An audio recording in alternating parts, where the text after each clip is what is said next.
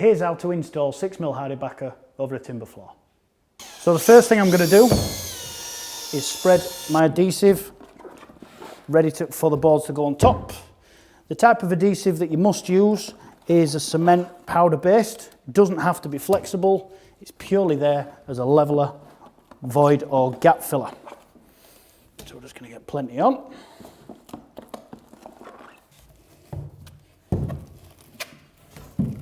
So I'm just trying to spread the adhesive as evenly as possible, making sure that if there were any voids, I'd be filling them with adhesive. And then all I'm going to do is just notch it out.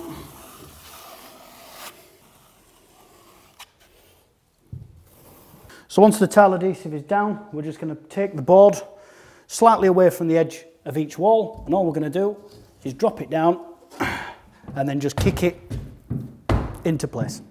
Whilst you butt joint our boards together, good practice is to make sure that you've got a 3mm gap around the edge of the room. When you finish the room, just point it up with a good quality sealant. 6mm HardieBacker, we used to recommend a minimum of 40 screws. Now it's only 12. Make sure you've got the right screw. We have 25mm for floor and 30mm for wall. You might need to adjust the torque in order to get them to sit flush. So as we're going along, you can see I'm using the indents at the top of the board. There are 39 markings on this board, but now we only need 12. You must make sure that each screw is a minimum of 10 to 15mm from the edge of the board.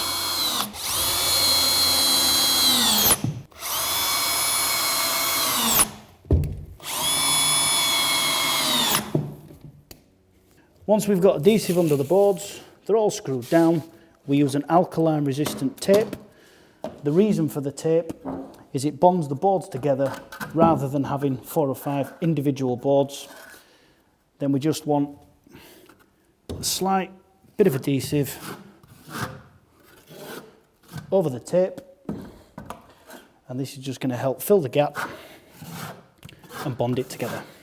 What we're looking for is a 150mm wide feather.